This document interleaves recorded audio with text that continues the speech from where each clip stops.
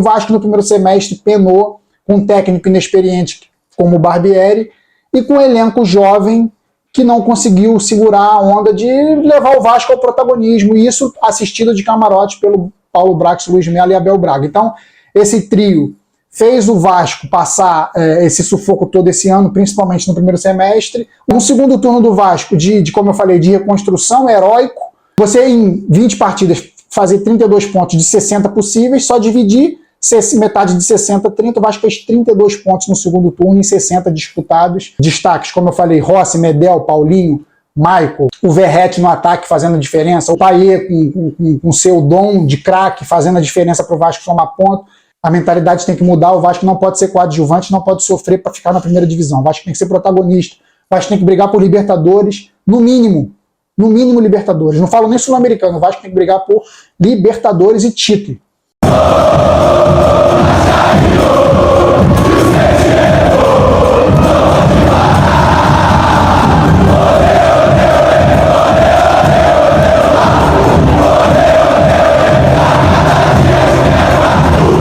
Fala galera, ligado aqui no canal Expresso 1898, voltando aí para falar com vocês depois de um tempinho ausente. Não consegui fazer pós-jogos aí nessa reta final, não estive aqui no meu estado, estive viajando, mas nesse meio tempo não teve como deixar de acompanhar o Vasco. Esse vídeo eu venho para falar de tudo que aconteceu nessa reta final do Vasco, um ano como um todo da permanência do Vasco na Série A, com muito trabalho, muito sofrimento por parte da torcida principalmente, mas muito trabalho por parte do Ramon Dias e desse elenco, principalmente do segundo turno. Teve que remar muito para conseguir tirar o clube da segunda divisão.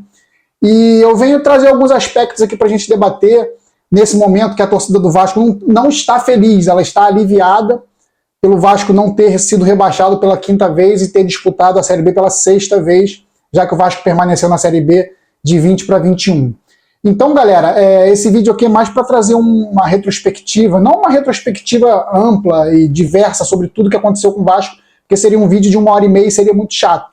Eu vim para falar a respeito do planejamento desde o primeiro momento que o Barbieri chegou, com o Paulo Brax, com todo mundo, essa equipe que conduziu o Vasco, principalmente no primeiro semestre, essa equipe de treinador, de diretores, de CEOs também, Luiz Melo, não tem como deixar de falar.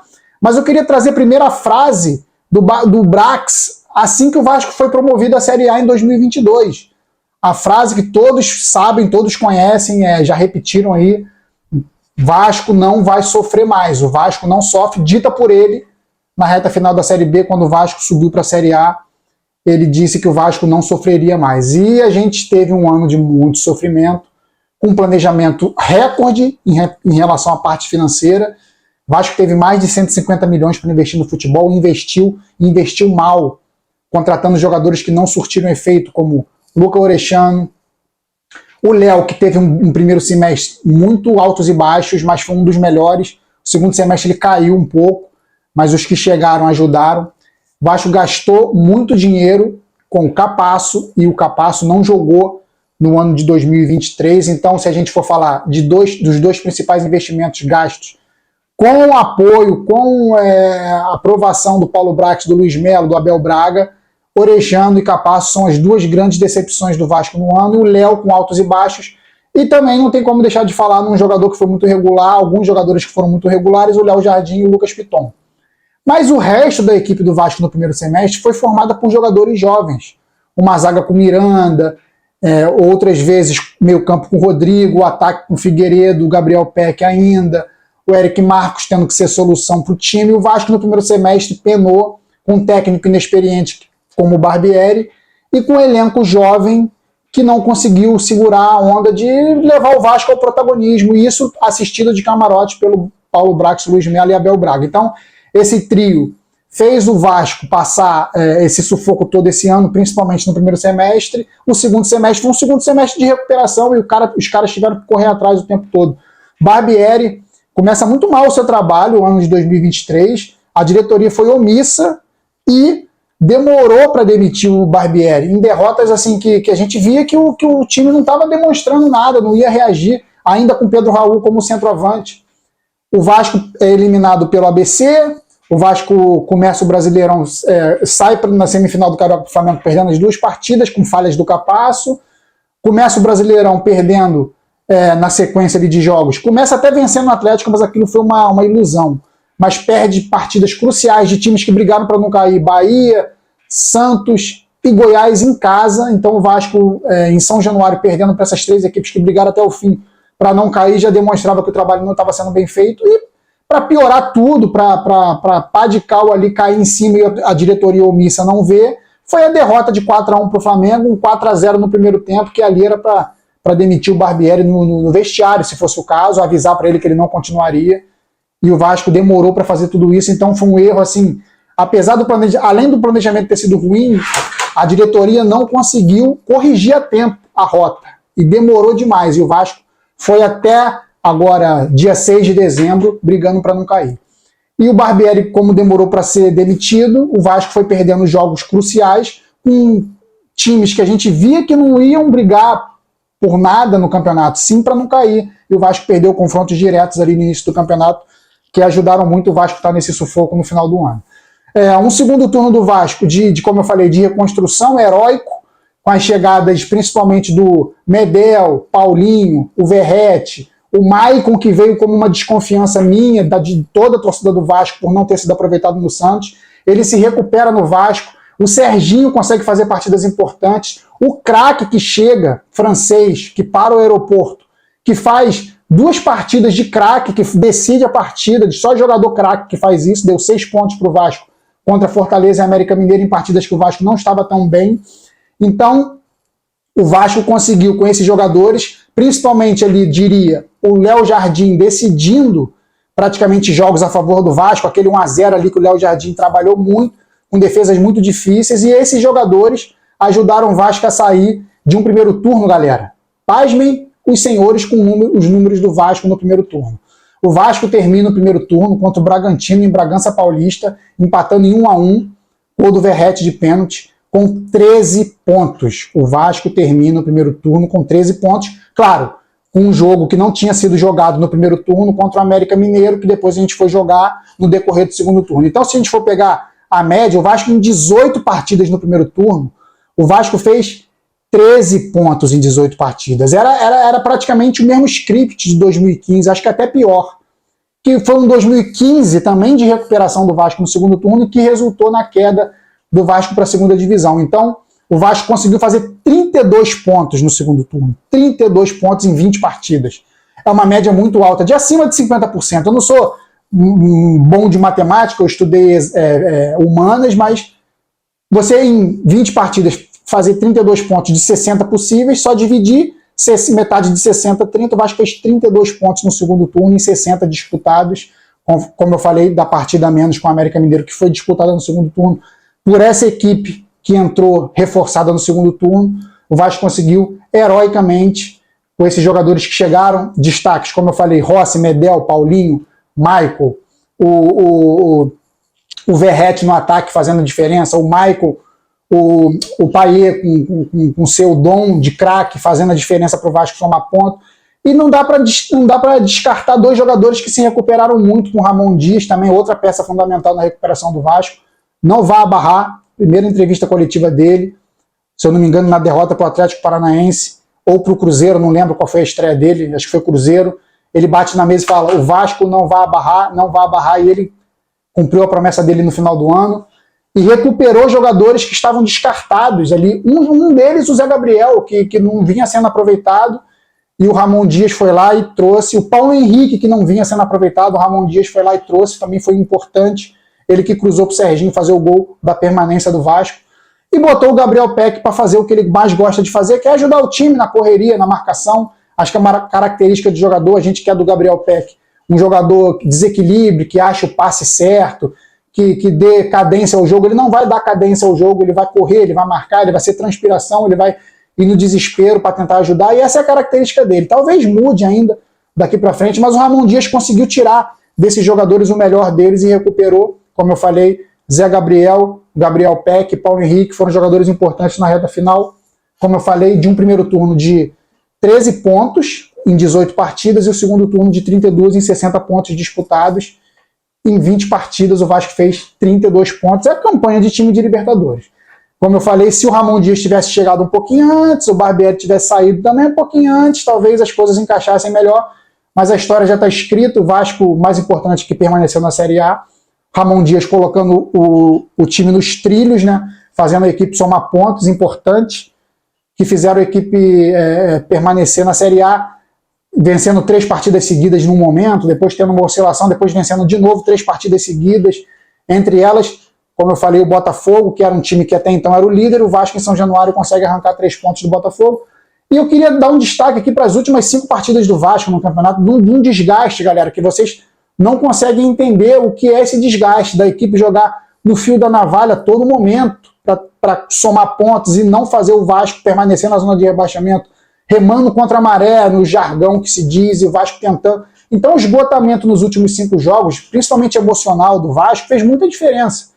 A gente viu a oscilação do Vasco contra o Corinthians, uma equipe insinuante nos primeiros 10 minutos, depois uma equipe que sofreu um apagão, o Corinthians venceu por 4-2, o Vasco não venceu o Corinthians, não vence o Corinthians há 13 anos, vai fazer 14 ano que vem.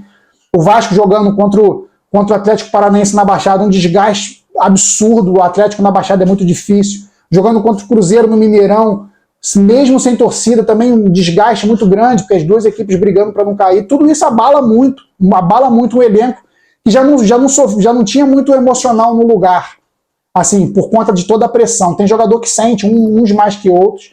Os esteios aí que ajudaram muito o Vasco a se manter equilibrado foram o Maicon, Medel, o Verret, jogadores mais veteranos, que ajudaram a equipe a se manter regular aí no limite. O Vasco perde para o Corinthians, perde para o Grêmio, e ajudado pelos rivais diretos, Bahia e Santos, também não vencem, também perdem as últimas, a antepenúltima e a penúltima partida. Então o Vasco se mantém vivo, mesmo jogando mal, mesmo com esse desgaste todo que não fez a equipe jogar bem. O Vasco vai para a última rodada, a última partida contra o Bragantino, e no sufoco, no coração, sem jogar uma partida brilhante, uma partida também nervosa. O Vasco consegue vencer por 2-1.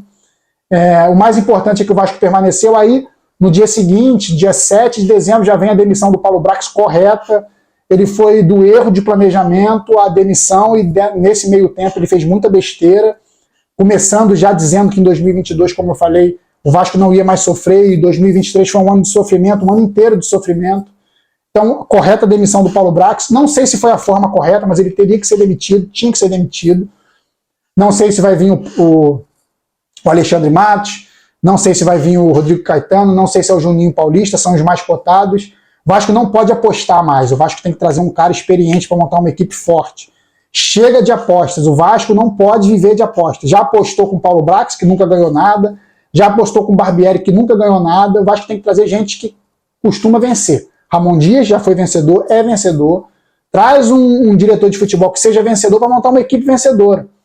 O Alexandre Matos montou o Cruzeiro vencedor, montou um Palmeiras vencedor, montou um Atlético forte. Então o Alexandre Matos tem experiência, montou um Atlético forte, Atlético Mineiro forte. Então o Vasco tem que trazer um cara que esteja acostumado com a pressão para fazer o Vasco forte em 2024, brigar, como o Lúcio Barbosa disse na sua entrevista coletiva no dia 7 de dezembro, logo após a permanência. O Vasco tem que ser protagonista. Isso tem que entrar na cabeça de todo mundo. A mentalidade tem que mudar. O Vasco não pode ser coadjuvante, não pode sofrer para ficar na primeira divisão. O Vasco tem que ser protagonista. O Vasco tem que brigar por Libertadores, no mínimo Libertadores. Não falo nem Sul-Americano. O Vasco tem que brigar por Libertadores e título. Então, 2024, a gente espera que mude tudo. A promessa está aí, mais uma vez, que o Vasco vai ser protagonista em 2024, que vão chegar grandes nomes.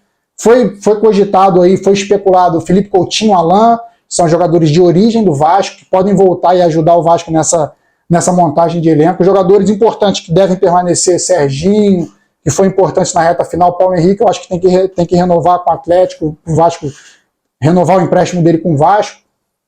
O Verret permanecendo, o Medel permanecendo, o Maicon permanecendo, Léo Piton permanecendo, Léo Jardim permanecendo. Acho que esses jogadores podem ajudar bastante. Praxedes eu acho que não deve ficar. Praxedes muito caro para o que ofereceu para o Vasco em 2023. Teve a sua importância, mas muito pequena pelo valor que estão pedindo por ele. Eu acho que o Vasco tem hoje uma espinha dorsal que, se bem trabalhada desde o início, como o Payet, trabalhado desde o início, pode ajudar bastante. Na parte física, ele estando bem, ele pode ajudar muito mais. Zé Gabriel pode ser um bom reserva, acho que ele não deve ser o titular da cabeça de área, do número 5, ele tem que ser um bom reserva ali para um jogador que tem que chegar para ser o volante principal do Vasco. O Vasco não tem esse jogador no elenco. Eu acho que a zaga está bem encaminhada com Maicon, Medel e Léo, dá para os três revezarem bem para fazer um ano de 2024. O Vasco precisa muito de atacante de lado, atacante veloz de lado, bom. E mais um cara ali, que não é o Sebastião Ferreira, que já vai sair do Vasco, já está certo. Um jogador para fazer sombra ao Verratti, ou para jogar com o Verratti no ataque. O Vasco precisa de um lateral direito, o Paulo Henrique é muito bom, acho que ele tem que ficar no Vasco, mas tem que ser um titular, um jogador mais calejado, um jogador com mais pegada, com mais ofensividade, um jogador bom de defesa, mais experiente. Na lateral esquerda a gente está bem servido com o Lucas Piton. Como meia de ligação, acho que o Paulinho pode ser o jogador ali para compor elenco também, não sei se titular. Tem que melhorar essa reta final dele, mesmo com um gol diante do Bragantino, ele foi mal nessa reta final, não ajudou muito. Então tem que ter jogadores para o meio campo, principalmente. Já foi falado, como eu disse no início do comentário, sobre os reforços. Felipe Coutinho e Alan seriam jogadores para compor esse meio, tornaria o meio do Vasco muito melhor, muito mais pegado e com muito mais criatividade. Como eu falei, o jogador de lado, não sei quem. O Rossi eu acho que não é esse jogador, eu acho que ele pode ser também um bom reserva, por mais que o Rossi tenha tido a sua importância na reta final do Brasileirão, acho que o Rossi oscilou e também sente muito, ele se contunde demais, fica muito tempo fora. Ele ajudou o Vasco ali em 7 vitórias, o Rossi era o pé de coelho do Vasco, sempre que ele estava em campo o Vasco vencia, mas depois, nos últimos 6, 7 jogos, ele também errou quando entrou, não foi tão bem, então é um jogador que oscilou, mas ajudou muito, merece ficar na minha opinião. Muita gente não gosta do Rossi, mas eu acho que ele merece ficar, ele tem identificação, ajuda.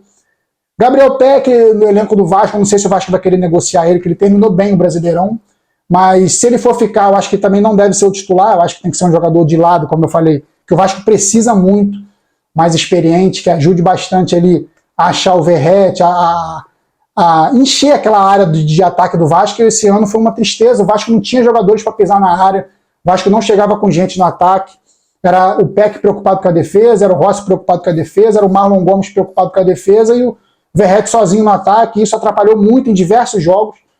Jogo do Vasco contra o Grêmio, na Arena do Grêmio, o Vasco atacava só com o Verratti e o Marlon Gomes, Peck para trás, todo mundo atrás da linha da bola, lá atrás do meio campo. Então, o Vasco precisa de jogadores que ataquem mais, que dominem mais o jogo no ataque, controlem mais o jogo no ataque, e esses jogadores têm que chegar, eu acho que uns 4 ou 5 nomes aí, para serem titulares, não para compor elenco. Para compor elenco, o Vasco tem um monte já lá.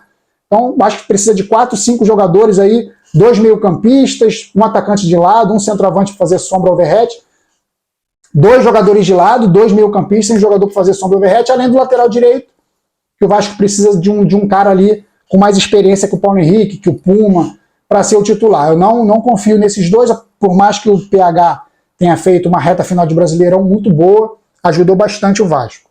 Mas eu acho que tem que ter mais um lateral direito bom aí, não dá para confiar nesses dois para o ano inteiro. Para o Carioca até dá, mas o Vasco tem que montar um time para o Brasileirão, que é o principal objetivo do Vasco esse ano.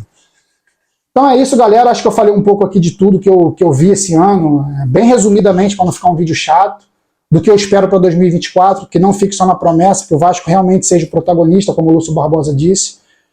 E chega, gente, de sofrer, a torcida do Vasco não merece isso, todo mundo falou isso, vascaínos ou não, que trabalham na mídia, que são narradores, que são locutores, que são repórteres, eles veem o torcedor do Vasco é um torcedor agoniado, um torcedor que não aguenta mais o time dar tristeza e sofrer, brigar para não cair, brigar para subir. O Vasco tem que brigar por títulos, o Vasco tem que ser feliz por títulos. Eu não quero ser parabenizado pelo Vasco ficar na Série A, eu quero ser parabenizado pelo Vasco ter ganho a Série A, ter ganho a Copa do Brasil, ter ganho o Campeonato Carioca que seja. A gente quer isso, a gente não quer receber parabéns pelo Vasco ter ficado na Série A. É isso, galera. Não sei se eu volto aí, de repente com alguma novidade eu volto para falar do Vasco. Se eu não voltar aí, feliz ano novo, feliz Natal, feliz ano novo para todo mundo, boas festas. É isso, saudações vascaínas sempre. Fui!